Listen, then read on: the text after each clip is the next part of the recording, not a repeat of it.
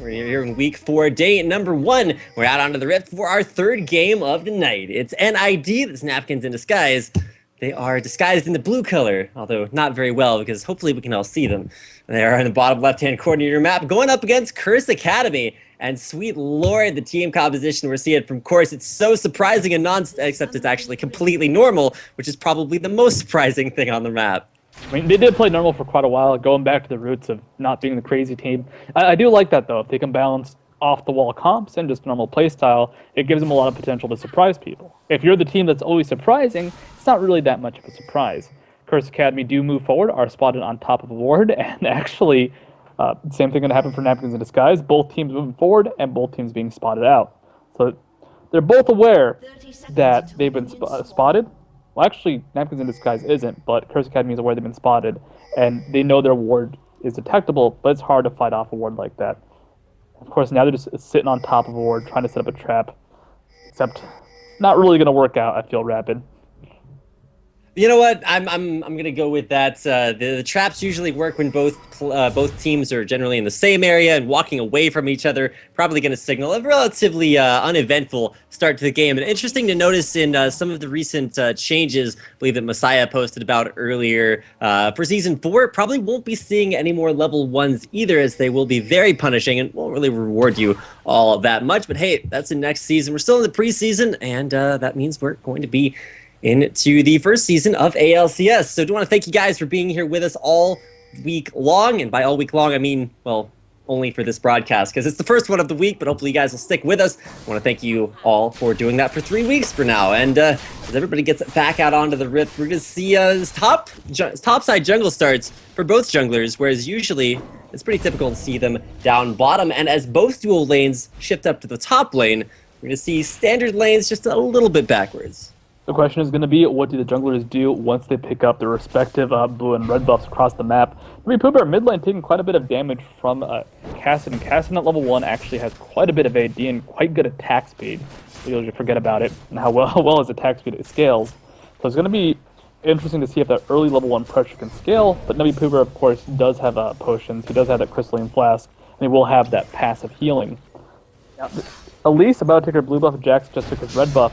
We could see a gank bot lane on InnoX and Rhux, or both respectively, as whoever gets control of this lane early can control it for the rest of the game. If Lee Sin can get an early kill, then he will not stop pressuring Shen. And if Shen gets that early kill, if he gets that early first blood or CS advantage, that armor he can build up against Lee Sin means InnoX can't really touch him. Now, ScubaChris actually making a very interesting decision. He went through a full clear of his jungle, and then instead of using health potions to sustain himself up to continue that jungle route, he just goes back to base, saves up those health potions, buys boots and a ward, heads back out onto the map. And I like that because it doesn't waste any time. He's not using up his inventory to continue trying to wait around for ganks. He doesn't see any opportunities, so he just spends the time heading out back to base. We'll look for possibly some opportunities in mid or top lane. That is where he's going to find himself. Wraith Camp going to be done there by OneBadBrad, who actually had a much higher health trip through the jungle, so gives him a slight advantages. He's been able to farm.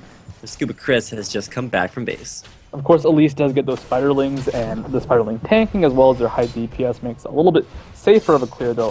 It looks like ScubaChris actually cleared faster. Now invading, looking for an Elise pickoff. Well, there's nubbypoohbear going over the wall, forces the Revel nowhere to go. It just comes right down onto ScubaChris. There's the dual lane of fabbbyyy and Tsatsulow right where OneBadBrad needs him. They can lean on him. They can probably do a lot of things, but they're going to be safe together forever, no matter how long, at least until OneBadBrad heads back to base. And that means that, at least for the time being, Jaximus has gotten free farm in lane. He's gotten up to a CS advantage, and saying the words Kassadin early game and CS advantage never really sounded quite right together. Unfortunately for nubbypoohbear, you can't really gank an Elise so close to her team like that. Tsatsulow actually had the Dark Passage available if necessary. And actually moving forward, getting stunned up, taken very, very low. Yeah, and that's going to be a flash out from Tsatsulow. Last stick of Ignite not going to take him down. Health potions, pretty good items, Studio. Pretty solid indeed, but, you know, just moving a bit too forward in Gleebglarbu, just punishing that with that anti-damage. But yeah, Kassadin getting ahead in CS early on is scary because the faster he gets core items, No, normally you just want him to hit level 6, but if he gets a core item like a tier early, he can just stay alive in lane forever, as actually there is a gank going towards him. Now Jaximus is gonna be forced to just walk away. Should be actually flashing over the wall. There's OneBadBrad with the double flash, actually the body slam and flash used by nubbypoohbear. Knocking up the slow, and speaking of knockups, he's gonna be forcing Repel out of OneBadBrad. Just gonna go back over to his Wraith Camp, and there you go, Jaximus, his CS advantage, great, but a little bit vulnerable before that level 6, and perfect gank timing by ScubaChris, helping nubbypoohbear pick up the kill. The reason ScubaChris went back was to buy an early pair of boots, and looking at how that fight went, it makes a lot of sense. Jaximus tried to walk out of that gank, he had the flash available.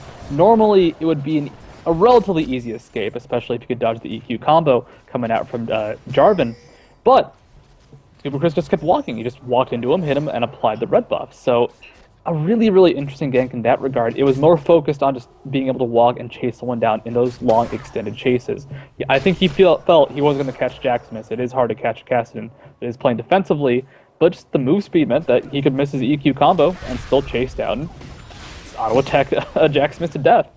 And of course, applying that slow is huge for nubbypoohbear as well.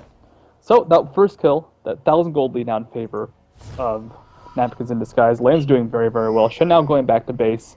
It has hit level 6, so this is the big turnaround point for Curse Academy. If they do hit level find 6. a chance. Yeah, he also has 1,000 gold in his inventory, so that's just a straight-up Giant's Belt. And now going for the lane swap, and you're actually going to see the same thing from the dual lane for NID.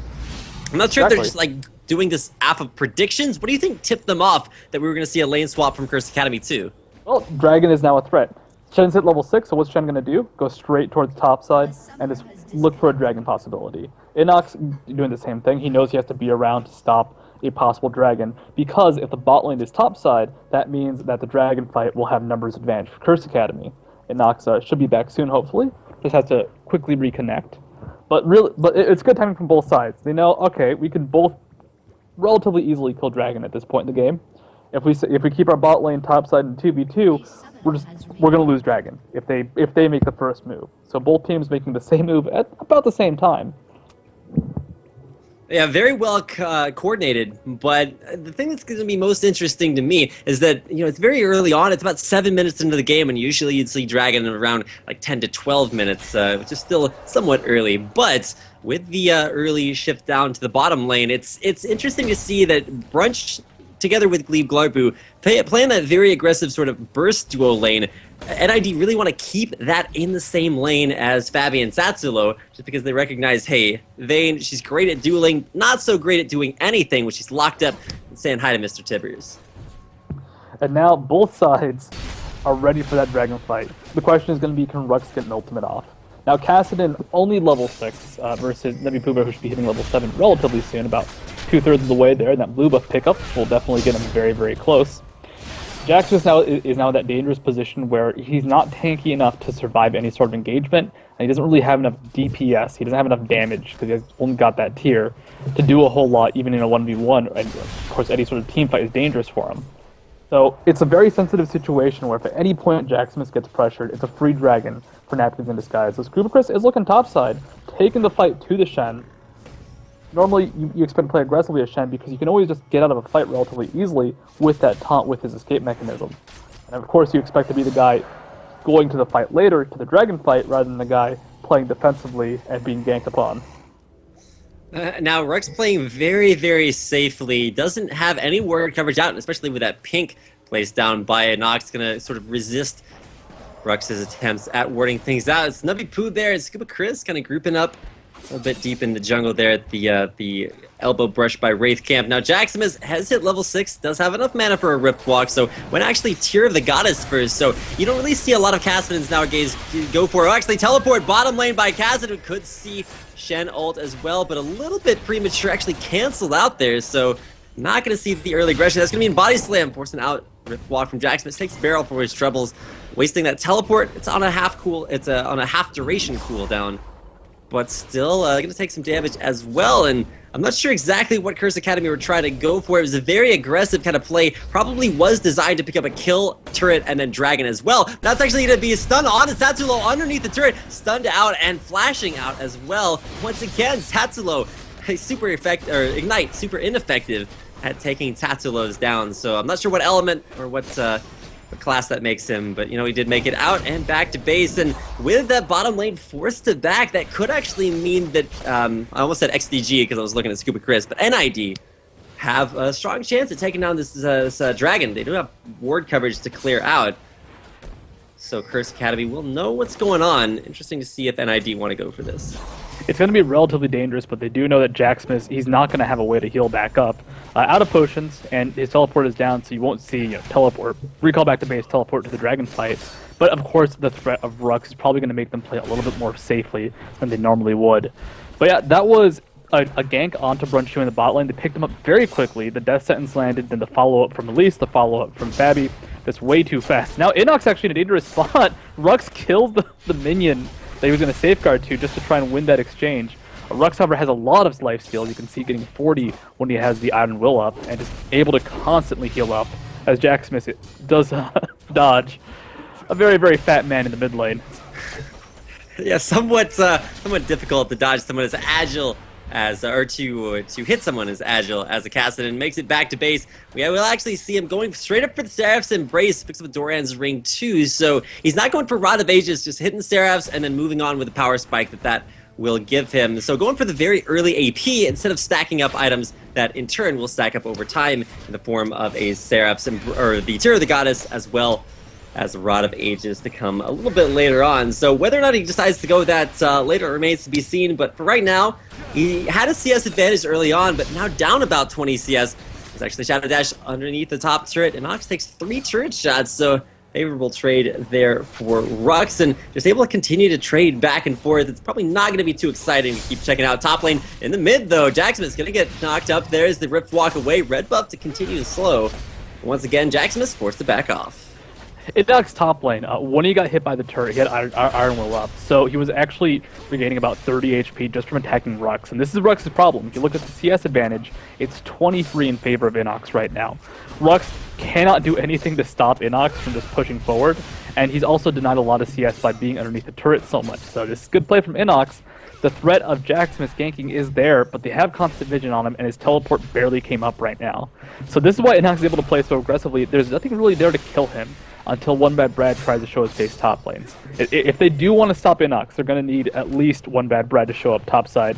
And a taunt underneath the turret is not exactly unheard of based on the fact that Rhux has gotten, I believe, 3 or so off at this point, and InnoX just easily sustains back up. Yeah, sustain can be very, very strong for InnoX. When he plays top lane Lee Sin, he just maxes out that Safeguard and Iron Will, and at maximum rank, he gives you 25% lifesteal and spell vamp. So it's going to take a lot to force him out of lane, and just using that sustain to his advantage continues to shove Rhux back underneath his turret. And so, like I mentioned, not a whole lot to go on up there, and really not a whole lot of pressure anywhere on the map. Both junglers kind of just farming up their lanes. It's ScubaChris that comes out of his jungle to help pressure mid, but like clockwork, OneBadBrad is there, also possibly like State Farm as well, but still in there to help only Jaximus clear out his turret. Been very, very passive game so far. I think this is just because Napkins and Disguise are completely happy just letting InnoX bully topside. Like, we keep going back to the top lane. That's because there's really nowhere else to look. Napkins and Disguise aren't trying to make moves. Finally, a dragon play coming out as the bot lane for Napkins and Disguise did retreat. Blue buff is being taken by nubbypoohbear and ScubaChris as well, so it should be an easy dragon pickup. It will actually give them the gold lead, but really, the issue is InnoX will keep pressuring topside, and this is a fight where, because he's taking the lead of the lane, because he now has the advantage, he will eventually just be able to bully Rhux nonstop. Once that Ravenous Hydra comes into play, once he gets a lot of lifesteal, like that healing just gets better. That's what's so scary about Lee Sin, who gets taunted, tanks the turret, and just goes right back to pushing. And there's nothing Rhux can do to stop this right now. Safeguards out to a minion. So much sustain and push that Rhux, not only can he not damage him, he can't keep him damaged. And if you notice, it's not just InnoX mindlessly pushing the waves. He has almost perfect CS, just about 10 down from 10 CS a minute. So very, very farmed up there with that same triple Doran's route that we saw Quas first popularize on his Shen, but just very, very strong early game and a lot of CS to back up that will allow those early game Doran's items to scale into much later on. Probably will see Ravenous Hydra on InnoX's first trip back to base. Stop recall though. OneBadBrad shows up the lane. he sees Elise, he can try to apply some pressure, try and just be annoying. And of course, OneBadBrad can't actually stop him underneath the turret. So at this point, Shen has gone back to base. She does have the ultimate available. OneBadBrad, unless he gets hit by a Stand United, cannot stop InnoX if he decides to go for that final turret push. Though he can stop the minion wave, which will be enough. Now, the earlier choice by ScubaChris to trade away Dragon for a red buff doesn't really mean quite as much anymore, as he took his own red buff too, so kind of double stacking those buffs. Not that they actually stacked, but that he kind of didn't use the full duration of the one that he stole away. And with that red buff, he's really going to have to do something with that. I mean, as fun as farming camps with the red buff is, it's really used to put a lot of pressure on lanes that you decide to gank. And looks like that will be top lane, is now in the absence of InnoX. OneBadBrad and Rhux are going to try to push down this top turret. InnoX is there, so is ScubaChris coming in from behind. He's going to reveal his presence as InnoX does go in. Shadow Dash back away, Cocoon to land as well. And OneBadBrad just back on off. Nice disengage, but they do not only reveal ScubaChris' presence top lane, but could look to shift onto the mid lane. nubbypoohbear very overextended, misses the body slam. It's going to be a nice rift walk backwards. Not a whole lot done to Jaximus, but once again, we do see that ScubaChris come back down from top lane just to hold the wave as Jaximus recalls. Unfortunately for Jaximus, despite the missed body slam, nubbypoohbear was just applying pressure. He was hoping to catch either a bad rift walk or just Jaximus walking back to try and hit him with that body slam. The prediction, it was a good predictive skill. He couldn't really follow up an actual, full distance rift walk with that body slam.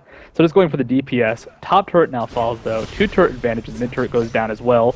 And this is nubbypoohbear applying pressure. This is entirely a laning game right now for Napkins in disguise. They're just playing around the CS, playing around the fact that top is not going to go down unless they said most likely 3 members at this point. OneBadBrad showed his face. His face didn't do a whole lot, though. He just burned some mana. InnoX healed right back up and was A-okay. And that's going to be the issue. There is no one besides maybe a 3-man game, or possibly Shen Kassadin, that can actually take down InnoX at this point. We haven't even seen him use his ultimate to disengage, and he's always got that as a backup option. And Flash. I don't think he's actually flashed yet this game, because he hasn't needed to. He's just that proficient with his defensive cooldowns. Yeah, well, let's discuss the exciting things that have happened top lane, and it involves InnoX killing 160 minions. And as exciting as that is, he does have about 1,500 gold in his inventory. It's just going to get larger as he continues to sit top lane. There's an Oracles on OneBadBrad. You don't really see many junglers pick up Oracles anymore. It's pretty much exclusively supports, but with that early Oracles, and I say early because usually junglers don't wind up getting it until very much later on. So he's going to be roaming around the map trying to clear out enough ward coverage just to make something happen. With Dragon going to respawn in about 2 minutes. There we go. Got the timer up there in the upper left-hand corner. This probably will be why the Oracles is out onto OneBadBrad to try to exert some pressure. Bottom lane going to come in 3v3, looking to land a Cocoon. We got nubbypoohbear coming in from that middle lane. Not scattered out just yet as there are pink wards all up and down the river. And the impression from Curse Academy is, once again, they're just content to hold out their lanes.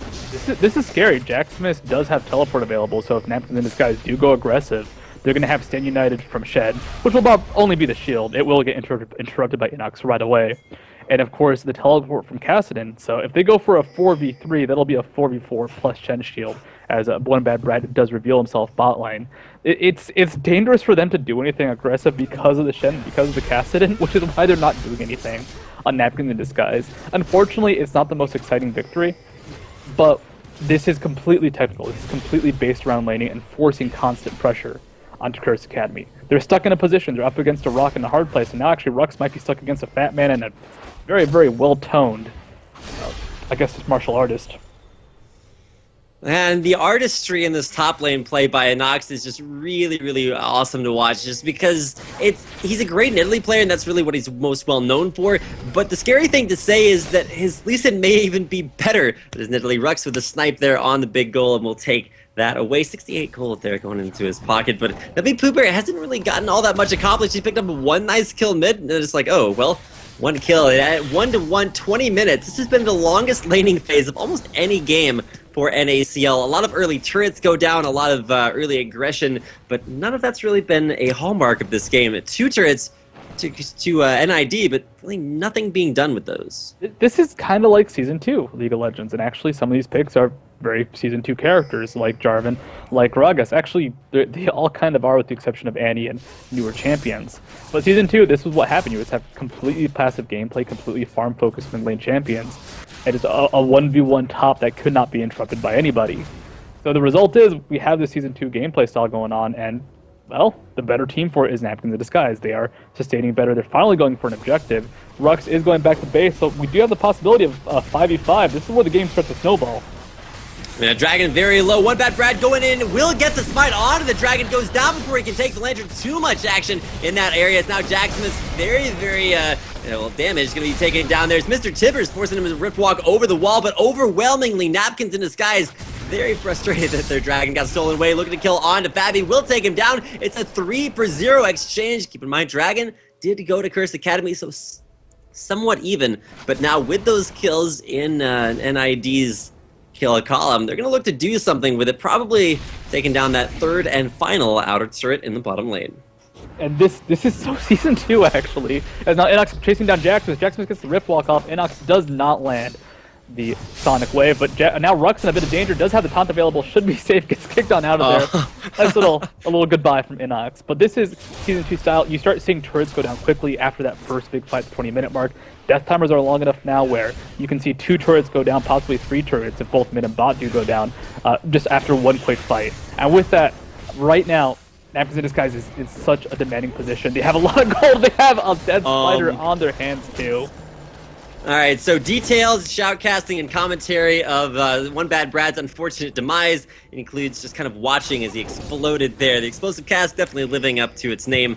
For nubbypoohbear, walks away with another kill under his belt, and after a 1-1 score for 20 minutes of the game, found a little bit of action, studio. It's now 3-0-2. nubbypoohbear really starting to snowball off of nice Dragon engagement. Lost the Dragon, but picked up kills that are really going to help him start to get some damage done. Jaximus is really content to just stick in lane and farm as much as he can, but I don't think nubbypoohbear is going to do that with those kills he picked up.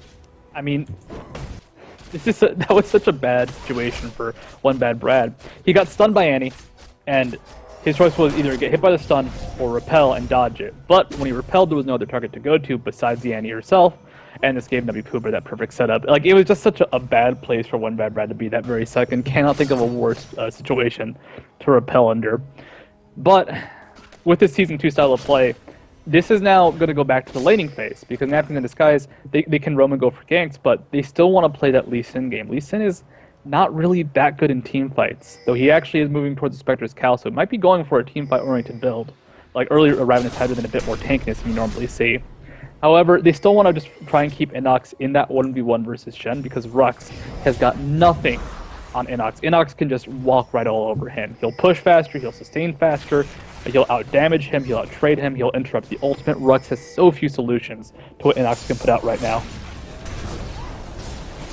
A little bit of stun going down on the Tsatsulow, and by a little bit I mean a lot. Taken out very quickly. And NID, when you look at the way that they fight team fights, it's less of a team fight and more just wombo comboing one person. Even if it's just the burst damage coming in from Gragas, they get in, they get out, they get a kill. And now pressuring onto that middle turret, diving through, knock up onto Jaximus, and just like I said, just one kill after another. It takes about 0.2 seconds to take him out there. That's an exact measurement, by the way. Cataclysm going out, forces the Shen ultimate, and we stand united on OneBadBrad. He disengages successfully. Mr. Tibbers in there getting a lot of nice burn damage. Tries to back out, but we see the extinction of Panda there. No, survives, along with every single member of Napkins in Disguise. Jaximus not quite so lucky.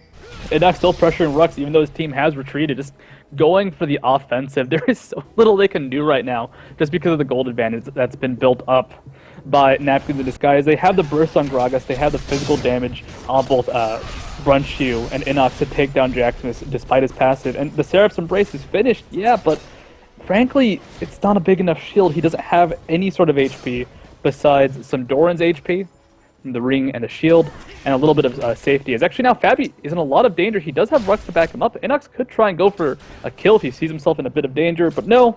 Alas, it is Elise, and there was a minion wave nearby, so he will be safe. So fabbbyyy and Rhux and InnoX is just walking towards them. I feel like that direction needs some work, but with ScubaChris coming in, gonna get the knockup onto Rhux, immediate condemn against the wall. fabbbyyy pushes him away, barrel coming out from nubbypoohbear, and now all of a sudden, seemingly materializing out of nowhere, it's NID up in the top lane. We can push down the turret. They're going to move on to the red buff, take it away. But aside from just describing what's happening top lane, you gotta focus on bottom as well. Jaximus found himself a little bit overwhelmed in team fights, so now he's going to sort of move to the split pushing Kassadin, and that will force not only Brunch to go back to base and maybe look to stop him with that split push, but also it's going to force a response, more importantly, out of NID and stop them from, like we just talked about, aggressively moving through Curse Academy's jungle, taking away buffs and pressuring their turrets. Tyson, he has 3 people in the area because they know they have to stop him with that sizable of a force. They finally get the first turret for Curse Academy. If they can break down InnoX, if they can kill InnoX, they can just immediately sweep the map, start taking down towers as much as possible. But they get very, very few chances to do so, and they're going to reveal themselves right now. Dragon's up in 30 seconds. If InnoX doesn't go down here, they're gonna lose the Dragon and get very little fort in response. Actually, InnoX did safeguard forward. And there's going to be going down 1v3, something more Mega Zero style. And InnoX not quite at that level just yet. He does have 233 CS, but it's not quite the itemization that he needed. He went back to base with almost 2k in the bank, so going to be taking that back and spending it out. You actually saw the condemn away by fabbbyyy, but the immediate death sentence landing, pulling InnoX right back into the team. But while Curse Academy are all top lane, they're going to be losing turrets in the bottom, and it's going to be either a Baron traded for inhibitor. I don't think Curse Academy are quite okay with that. They all do hit the recall button, are going to try to defend their first base turret of the game. And there's ScubaChris taking down just a little bit of chunk from Jaximus, but NID forced to back away. It's Curse Academy there just in time. Flash the taunt onto Gleebglarbu. He goes down, explosive cast onto Jaximus. There's going to be the Seraph shield as well. Stand United. There's going to be Lantern as well, pulled back away from the team fight by Tsatsulow. But fabbbbyy's Vayne continues to go in. Body slam over the wall. Cocoon will miss on a nubbypoohbear, but there's the volatile Spiderling. Last auto attack. Spiderling not quite fast enough, but it's fabbbyyy at long range to take out nubbypoohbear. A 2-for-0 exchange goes in favor of Curse Academy. Napkins in disguise going for the 4v5 push for some reason, just hanging out a bit too long. Gleebglarbu got caught out, and he tried to save him. They tried to save that support Annie, but Gleeb, unfortunately, couldn't even get an ultimate off, so missing a lot of that early Annie teamfight potential. And as a result, ScubaChris goes in, gets immediately kicked out of the fight. Doesn't go down, but the rest of the teamfight was then just them running away. This is Academy's big chance. They have to make something happen. OneBadBrad does land his Q, though. And there's going to be InnoX once again in a 1v4 this time. Teleport in by Jaximus, continues to go in, tries to take Thresh Lantern out. A lot of damage to come down. OneBadBrad and Jaximus now low after going a little bit hard behind the turret. It's going to be ScubaChris trying to get in there. Play back from Tsatsulow. Let's take a couple of turret shots, and very strong push by Curse Academy, but so much turret damage will force them to eventually back off. Nice defense once again, this time by NID. And with that defense, we can rotate back towards that old style of game, focus on the laning, but Curse Academy got so much out of that. Now they're only behind by about 3,000 gold. It was a much bigger lead before. They were able to not secure a turret, but definitely damage that mid turret at least a tiny bit. And now we're starting to see the effect. Jaximus getting an assist, getting a little bit back into this lead. Gleebglarbu actually going for the 1v1 though. Can the support pick up the Kassadin? He does have Ignite burning down. Last tick does not pick up Jaximus, so Jaximus gets out alive. Rift walks instead of taking the Lantern. A little bit of lack of synergy there, but Jaximus stays alive. 1v1, not quite so successful there for Gleebglarbu. If only he had any damage items in his inventory. I mean, that's why you gotta go play AP in Italy's support and get that damage. I'm just kidding. Please never do that. He could have tried to flash forward, but Disintegrate is only rank 4 and probably still wouldn't have been a kill just because of Kassadin's mitigation. So unfortunate for him, he couldn't secure it, but still apply some pressure, and they can now try and possibly push topside because they did have Timbers up for a bit. The bear able to tank for a little while, but will be dying right about now. And we now have InnoX back in his old spot, back in the 1v1 bot lane. A lot of pressure from Napkins in disguise up top side. Stand United not available. If you want to go back to that laning style of gameplay, now is a chance to go for it. Push top, InnoX just pressures Rhux bottom, and they can take control of the map once again. Interesting to see Jaximus going for the death cap pickup. Usually you will see a Seraphs into, oh my goodness, fabbbyyy, the dive through the turret. just a little bit too overextended. Now it's OneBadBrad and Tsatsulow trying to defend. Sure, it will fall.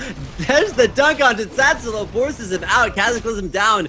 But so is the flash from Tsatsulow, and while Jaximus is going to come in from the side, can't quite go into force. So backing off for now, just trying to get the wave clear going down, but big ones landing right, left, and center, and mostly onto Jaximus. Will be once again forced back to base. Now with InnoX very tanky in the front line, and all 5 members of Napkins in disguise pressuring onto that top lane turret. Chris Academy very hard pressed to defend. Death Stand, it's out on nubbypoohbear, no follow-up, so while it was a nice hook, it's going to force NID back. They don't have a minion wave, we'll have to wait for that, and so you want to just go ahead and farm out Curse Academy's jungle, try to deny as much as possible. They have control of that top side. They have all outer turrets down. Now the inhibitor turrets are the next threat. It's hitting onto the Baron. nubbypoohbear does put a barrel into the pit, and they do scout out Gleebglarbu clearing out the ward. And then that initial barrel actually a big scare for Curse Academy. Jaximus is going to rift walk over this wall. Should be relatively safe. But the issue is, now with all these outer turrets gone, now we're going to start seeing the same sort of Lee Sin split push as before. And as it happened with the TBD game, there's a good chance there will be an InnoX off to the side. He might get 2v1, he might get 3v1, he might go down. But at the same time, ScubaChris, Nubby, Brunchute, and Gleebglarbu can just go for the Baron instead. The remaining members have so much control over the map if it takes those 2 members to take down InnoX. InnoX just has to get back to that Shen lane and just start bullying him, just not stop. Now, before fabbbyyy got one shot standing behind his turret, I was mentioning the Death Cap pickup for Jaximus, so lots of damage there, and that blasting one probably going to be a Void Staff as well, so going full Glass Cannon Kassadin, no defensive items anywhere. Well, it's not a... Seraphs. Well, okay, alright, I'll give you that. Shield from Seraphs, and even Stand United on top of that, has actually saved Jaximus in a couple of team fights, so we do see some defenses there, but by and large, the itemization is fairly offensive. No Zhonya's coming out, no Rod of Ages or anything like that, so a lot of damage there from Jaximus. He's going to need it, because if you look at InnoX's Lee Sin and even the ScubaChris's Jarvan the 4th, very, very tanky. ScubaChris, Secret Agent Jarvan the 4th, 007 his score. It's partially just how tanky some of the characters are, but also, InnoX has mobility. Same with Jarvan, same with Gragas, same with Corki. Only Annie doesn't have mobility, and she has mobility boots at a minimum. So the team is fast, the team is hard to catch up to, and chances are, if a fight does break out, if he does rift walk aggressively, one of 2 things will happen. They'll just try and escape the fight, use a lot of disengage that even Kassadin has trouble catching up, like the explosive cask, like body slam to disengage. And if that doesn't happen, they might just turn and try and chase him down, at which case Jaximus needs to make sure he gets his target before he goes down. There's a lot of bad setups for Jaximus right now compared to the good setups, and he's playing aggressively because he doesn't really have a defensive option right now. Well, the best setup for Jaximus, and probably the reason he's building so aggressively, so offensively without those defensive items, is that there's a Thresh on the team. And so he can Rift Walk in, get as much damage done as possible, and just take the Thresh Lantern back out without having to wait for that Rift Walk cooldown, which is usually why you'll see a Zhonya's. So that's Kassadin Thresh combo, something that Complexity actually popularized a lot. Mega Zero very, very happy about that, but I don't necessarily think that that's something that NID are really just going to let him get away with. We talked about how they don't really fight team fights, they fight fights where they just blow one person up. It's happened to fabbbyyy several times. So he has died both of his deaths to that burst damage, especially with nubbypoohbear, now with Rabadon's death cap, as well as that Athene's Unholy Grail, probably looking for a Void Staff of his own coming up next. First damage is going to be coming out in spades, as well as a ton of that piled on to XOL, which is in fact Brunch, if you guys are just now joining us. So this is going to be the pattern from Napkins in disguise. Pressure mid, push the wave up, then hang around in the Baron area. Just move as if they've gone to the Baron pit, because this forces a very, very defensive approach from Curse Academy. They can try and do something. They're actually looking towards Dragon right now. It is alive, and Lee Sin is a possible gank target for them. But if they don't have good vision constantly on the Baron pit, Napkins in disguise can very easily pressure and bait it out. So the question is going to be, when does Napkins in disguise go for the actual Baron, and when does Curse Academy go and check? Do they get baited? Do they catch it at the right time? They do pick up a Dragon, closing that gold gap by a tiny bit, but now they're in danger of walking into a Baron, walking into a bait. Oh no, there's the stun on it. Tsatsulow gonna get knocked up as well. The stand united doesn't even matter. Once again, the straight up burst damage, NID just taken out Tsatsulow. Something else to notice, InnoX, he's been great at farming up the lane, but that's about all that he's done, because unfortunately he's playing with 180 ping connections, so probably won't be able to get a lot of that Lee Sin micro down. But there's OneBadBrad forced to flash over the wall, ignites down, but will it be enough? Yes, nubbypoohbear there to take out OneBadBrad. The chase continues, forcing another rip walk out from Jaximus, and just one kill after another. NID experts at catching out Curse Academy. I mean, the Baron bait game is a difficult one to fight, especially when you're behind in ward coverage and in overall gold. Kassadin now in the area, he can try and go for pick-off. Same thing with Fabby, but it's going to be so dangerous. This Baron should be going now to Napkins in disguise almost for free. They lost very little. They burned some ignites. All flashes available, though. All ultimates backed up, except for the Tibbers bomb. Just Napkins in disguise playing so well. It's actually InnoX is caught out. This might be a moment for Curse Academy to try and get some control back. Fabby is in the area, going to be able to catch up to InnoX. Oh, can't quite get the condemn into the turret stub, but is going to get the Dragon's Rage off at the same time. He's trying to safeguard away, but can't quite find the escape. Jaximus there just in case. Moral support Kassadin. He's getting confirmed, but we'll head back to base. A nice kill picked up there by Fabby. And that time it was Curse Academy's turn to find a pick on NID. Unfortunate. Rest in peace, InnoX, and it is going to be Fabby. Fabby is the anti-Lee Sin at this point. InnoX, he built relatively defensively, going for a Spirit Visage and Sightstone. Normally you see just non-stop aggression coming out, except for maybe the boots on a Lee Sin. Like Ravenous Hydra into Bloodthirster into Last Whisper is one of the more common builds. So he went for the more defensive option, but that Sightstone doesn't really help against Vayne because of the Silverbolt procs. That Spirit Visage definitely doesn't help against Vayne because she has no magic damage whatsoever. So, if they can get Vayne onto a chase onto InnoX, InnoX probably can't 1v1 her because he won't have the damage since he's gone for a more defensive build, and Fabby, of course, will just melt him because that defensive build doesn't mean a lot to a Vayne.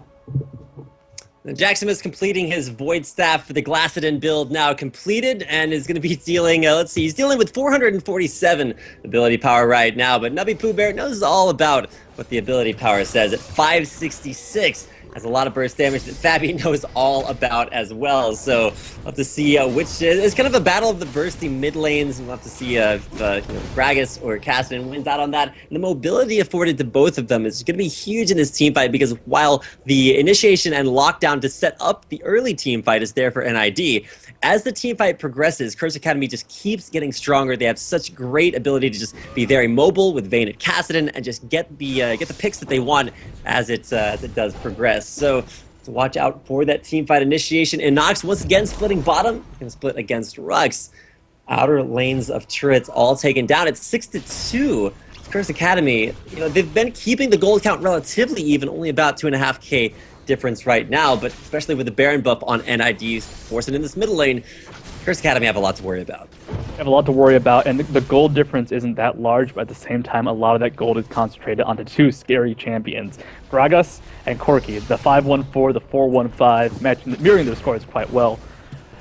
The problem is, it's not that they're behind by a certain amount, it's that the Gragas is ahead, it's that Brunchy is ahead. And any sort of dive, it's dangerous, but they can also instantly kill Fabby, instantly kill OneBadBrad, as we've seen before, even through a Shen ultimate, even through some of the mitigation.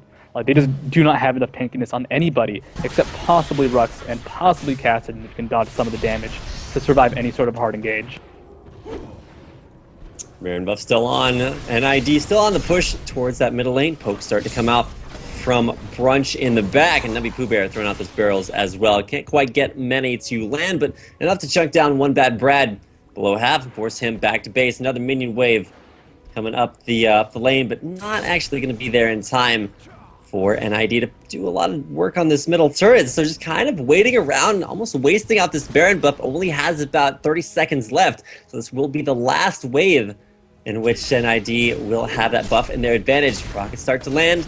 Counter wave cleared out there by NID, but can't quite breach the base there for Curse Academy. InnoX isn't there, and OneBadBrad was forced to retreat out of mana, out of HP, but didn't really matter because he didn't have the minion wave. They don't have someone that can reliably tank. ScubaChris is tanky, but he's not, a farm top laner. He's 110 CS, which is not a huge amount. Actually, Jaximus in a lot of danger now.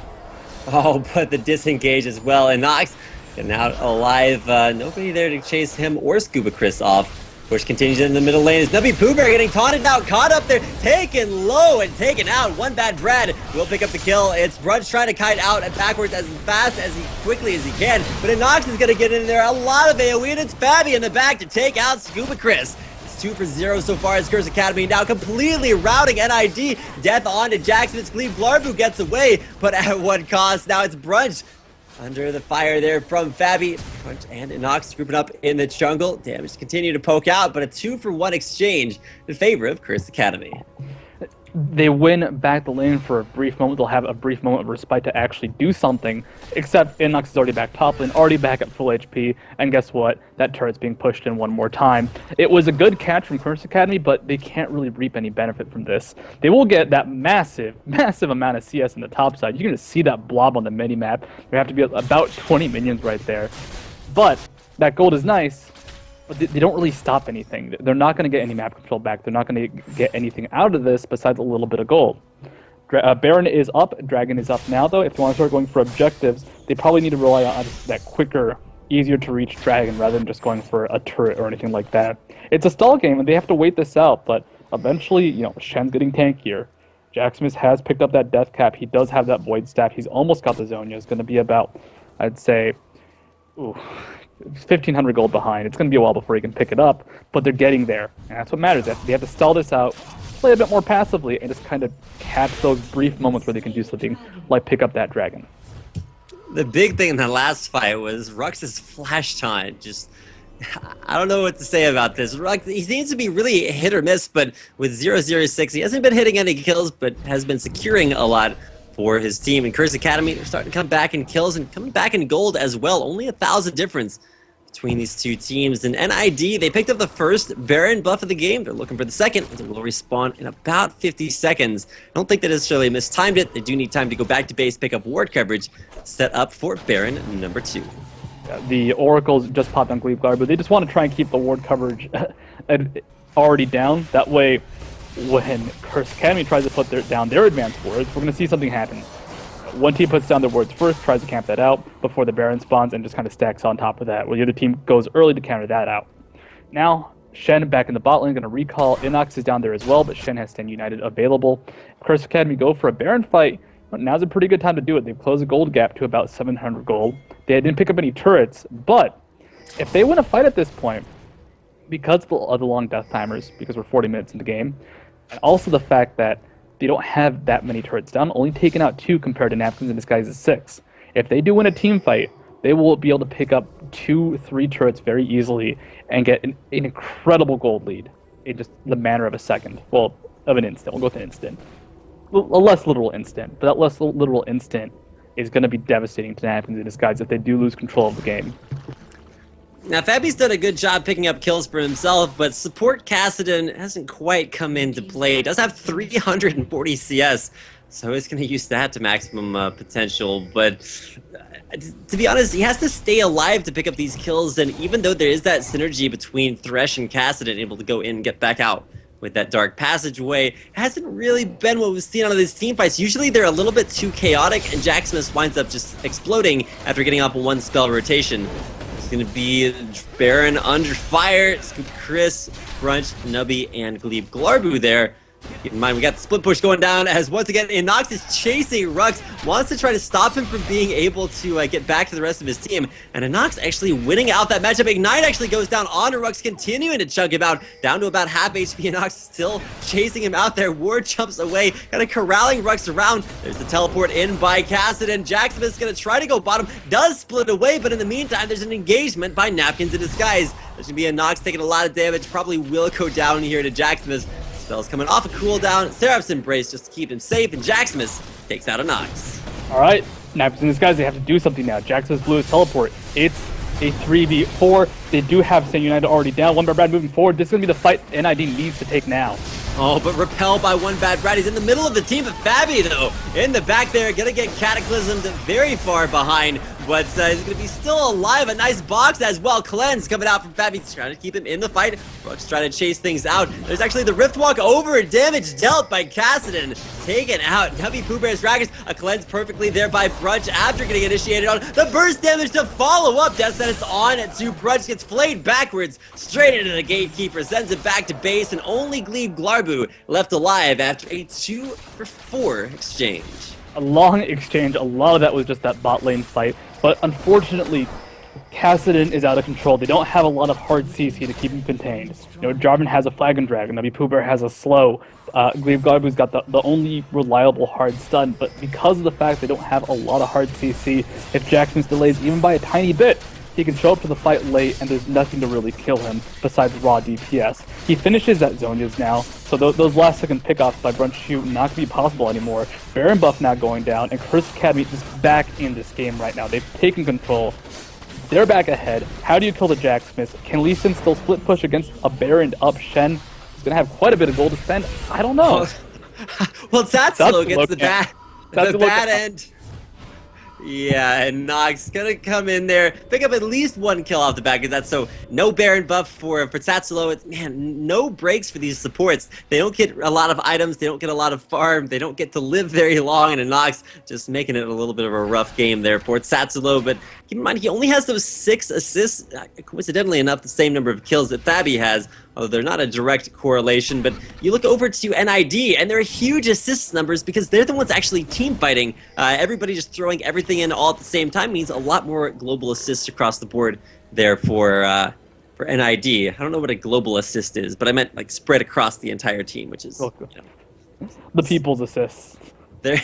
Power to the people's assists. The proletariat assists are out there, and they're trying to keep the masses down. So we'll see if we can get any more of those. NID now waiting once again for a bait. No word over the wall just yet. But ScubaChris, he's waiting for somebody to try to check the wolf camp. There's one baby wolf up there. Little does he know what's about to transpire in his tiny little den as NID kings of the bait and wait. And that's exactly what they're doing. ScubaChris is like, okay, man, seriously, I don't know what's up with this wolf, but he's got to go. Pings go out onto ScubaChris. A ward is placed down. They spot him out for a brief second, and they force him to retreat. They know that Napkins in disguise aren't on the map anywhere, and what have they been doing all game? Setting up traps, setting up ambushes, lots of pickoffs in the Baron area, lots of just Tsatsulow going down. However, they know that they have control of the game. They know they can win a team fight, and there's no reason for them to rush towards anything. They might lose blue buff, that would suck, but that's not the end of the game. At the end of the game would be if they walk into a trap trying to scout out Napkins in disguise and just not playing cautiously around it. So Curse Academy playing very well right now. They're not going to do anything until they're confident that they know NID is not in a bush somewhere killing them. I believe I meant the contrast between proletariat and bourgeoisie, so apologies for my political insensitivity, but analogy notwithstanding, we're going to take everything back to base, get a little bit of a reset on the map as literally everyone will respawn, the one notable exception there being the 1,300 gold in nubbypoohbear's bank, as he is going to take a little bit of a later trip back to base. He missed the first train, and now he's going to hit the next one, trying to back, but realizes the rest of his team are going to face a strong push down the mid lane from a Baron up Curse Academy. First Baron went to NID. Now we got one on Curse Academy. We'll see which team was able to utilize it better. Well, the Baron buff is definitely scary. A lot more dive potential because of Rhux, but diving into a Gragas, diving into any sort of team with a Elise as well is scary just because of the possible CC. Look for Curse Academy just to play a bit more of a mat game. They want a head-on team fight. They can also try and set up a trap, but the head-on team fights benefit them more because they have a bit more stable of a team. They have the frontline initiator. They have Jaximus, who, at this point, with the Zhonya's, with the blue buff and the low cooldown and Rift Walk, only about 4.5 seconds, he should be able to survive long enough to Rift Walk back out if needed, or Rift Walk again aggressively if he sees that opportunity. This is sort of the calm before the storm, and so my body is preparing itself actively for what on earth is about to transpire. Where it's just getting cleared out by NID. Split push bottom lane as Jaximus does have his TP available. Same thing from Rhux. Rhux actually grouping up with the rest of his team, looking to be the initiate that starts the fight, and then saving that stand united to, well, save somebody else. once the fight starts out. And you've noticed that a lot of times the picks coming NID's way are just immediate burst damages. They sort of get all their damage done at the beginning of the fight, but the team fights that Curse Academy has won have been the ones that have lasted a lot longer. And so those are the kind of fights that Curse want to start. They're probably going to get those off of taking down an objective, trying to not so much initiate, but have more answers to everything that NID try to throw at them, Gragas barrels included. There's going to be the ultimate knocking Tsatsulow back into the turret. So many shields going to try to keep him alive for as long as possible, but he's just trying to flash away. Can't find the flash over the wall. Will go down, but fabbbyyy in the back, unanswered damage, closing the gates on NID from behind. And there's going to be Jaximus dropping low as well. Seraph's Embrace not very effective. Disengaged, but ScubaChris, nubbypoohbear down for the count. Trades out a 1-for-2 in favor of Curse Academy. This is not over though. Curse Academy, they're going to keep pushing bot lane. If Jaximus needs to, he can go back to base, activate that teleport, and keep that 3v3 going. The difference is they have fabbbyyy alive, and fabbbyyy right now, we haven't really talked about him for quite a while because the focus has been on the Kassadin pickup as he just kind of got back into the game over the course of a long time. But now fabbby's almost at 400 CS. He's a huge factor in these fights. That last engagement, for example, ScubaChris went forward, landed the Cataclysm, and trapped fabbbyyy, but it just had this backline barrier where fabbbyyy was safe, just pecking down nubbypoohbear and just getting the ScubaChris dead already. Because ScubaChris, he's tanky, but he is nowhere near tanky enough to survive against Vayne for more than about 5 seconds. Now, Studio, I checked out the instant replay, and probably the greatest travesty from that last team fight was that as soon as Gleebglarbu initiated with the stun Tibbers, it was actually scumbag OneBadBrad that smote Mr. Tibbers away. No more pandas in the world, Studio. Makes me sad. I don't know how you feel about that, but I feel okay about it because it's a smart decision. It's free damage. Unfortunately, OneBadBrad doesn't have any spell vamp, or else it'd be free healing as well. But Studio, you support the massacre of helpless pandas. On fire. That panda's on fire already. It is not in a good situation. Put it out of its misery with a smite. All right, well, you guys need to tweet at League of Studio and tell them how you feel about the helpless murder of cute little pandas and little girls being sad everywhere across the world. But I can imagine that Gleebglarbu was also pretty sad about that. He's like, look at me, I'm initiating, I'm helping the team. And then Tibbers just dies in front of his face, and the rest of the team's fighting. He's just like sobbing on the ground. So that notwithstanding, probably not a good story to tell your kids when they're like getting ready to tell you the tale of my people and their pandas, and especially not a story that we should ever let Studio tell. So we're gonna look for a Baron respawning in 30 seconds, which probably has a little bit more to do with League of Legends. On a side note, just going back to the smite though, it's actually a legit decision just because Tibbers does do pretty good auto attack damage, and he does have that pulsing AoE around himself. So if they can get rid of the damage, if they can just spawn it down ASAP, it's free damage that they're getting rid of. So why not waste a summoner spell that is generally not useful in 5v5 team fights until they add smites working on enemy champions. And the day they do that is probably the day I stop playing League of Legends. Okay.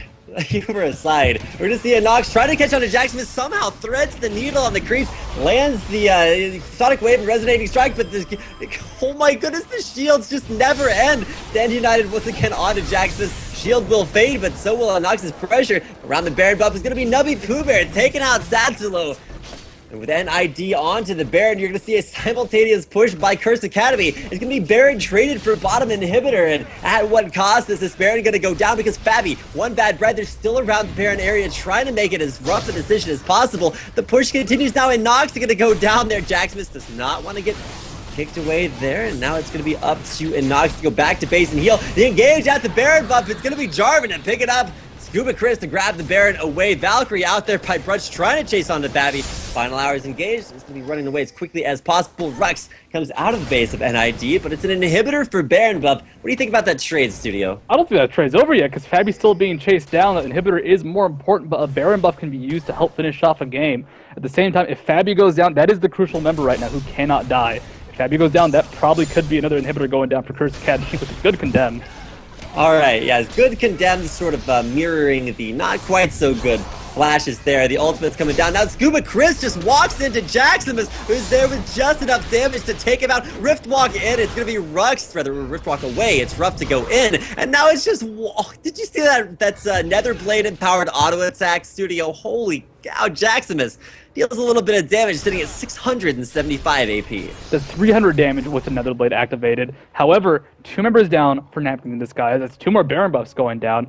At the moment, they only have Baron buff on Brunch, Gleebglarbu, and InnoX, so 3 members who actually can benefit from it quite a bit, but they lost a lot of map control, and they're really not going to get a whole lot out of this Baron, as InnoX, unfortunately, unable to both steal the blue buff nor chase down Jaximus. Would have been a very, very hard situation for Jaximus to survive with being that out of mana at that point. Still, this is great for Curse Academy. They do lose a Baron buff, but they have so much more control of the map again. They can just go for a straight-up 5v5 push at this point, and eventually those super minions will just be such a big threat in that bot side of the map that Napkins and his guys will have to rotate, and we'll see what we've seen in the past quite a bit. You wait for the minions to build up, you force a team fight, and you can win the game off that. Now, I'm not going to be the first one to start singing "This is the game that never ends," but it's 53 minutes in, and between the two teams, Baron's going right back and forth. Finally, there's about a 6,000 gold advantage, which I'm pretty happy to see, not because I'm biased, but just because this game started to drag out a little bit. We've seen plays from both teams, and as long as those keep coming out, I am totally happy. We've got a full build nubbypoohbear. I was looking for the 80 carry to rhyme that with Flappy Bearfish, but rest in peace. We have Brunch here on the lineup for NID, and he's sitting at 5, 2, and 10. Not quite Robert X. Lee from the last game's Jinx performance, but once again, the Bush of Death this time around going to Curse Academy. There's a ward just outside the bush, scouting things out there for NID. And now it's actually NID further towards Curse Academy's base. They're chasing down Rhux back into his own base, but coming in from behind. It's sort of the shark attack, fins in the water. It's Curse Academy coming up behind NID. Rhux going to try to get a nice Shadow Dash out. There's the silence, the burst damage on the Nubbypoohbear. Shadow Dash goes out. Nubby dangerously low, does have that Guardian Angel. Is going to be Stand United knocked aside there, as the first damage is going to be XOL, aka Brunch going down. fabbbyyy just in the back, wrecking the entire team. It's a double kill for the Gatekeeper. The box goes down, as well as the gates. It's Nox, the next to fall, gets taunted up there. It's a triple kill for fabbbyyy. Nubbypoohbear dangerously low, and off of a huge catch coming in from behind. Another smite on Mr. Tibbers from OneBadBrad. Please teleport into the base. We're going to see a little bit of an X-Spec as Jaximus getting in there, backdooring the turrets. Well, no, it's only Nubbypoohbear and Gleebglarbu left alive, but hey, teleports into the base, turrets dying on the Nexus. Nubby's GA is popped so much damage there by Jaximus, actually using Mr. Tibbers to try to body block that, but it's going to be a Zonya's not enough. Curse Academy pressure through the team fight, win it out, take both Nexus turrets. The Nexus to fall in at 55 minutes. Curse Academy take out Napkins in Disguise. That pincer movement from Curse Academy. They had Rhux there to defend the turret. That was Napkins in Disguise, last possible push. They were taking it as an all-in right there, but unfortunately just getting caught in between a Shen and an enemy team. With that pincer movement, there was no way to protect Brunch, no way to protect Nubbypoohbear, who he survived the fight, but by going off to the side and spending a lot of CC from ScubaChris just to get out of that fight. A great, great way to finish off the game. Curse Academy, they played standard, they fell behind quite early, but they were able to control the game, play that Kassadin pick to its fullest degree, play that Vayne pick to its maximum, 11-2-5 on fabbbyyy at the end of that game right there. It is fantastic, fantastic play, building up from an early disadvantage so well. Also like to shout out the unofficial pentakill there from fabbbyyy at the very end of the game. Great way to finish off a series. And also a little bit of a shout out to I'm really bad at LOL for the Kassadin comment. You guys are pretty good at this, so it's nice to have kindred spirits out there. And do want to thank everybody for watching. That is going to do it for our third game of the night. But if you thought that game was good, sweet lord, coming up next, it's Team Curse taking on Team Coast in a battle of the relegated LCS teams. We're going to go ahead and get that game underway for you guys as soon as we possibly can, not before we run into a quick commercial break. So don't go anywhere.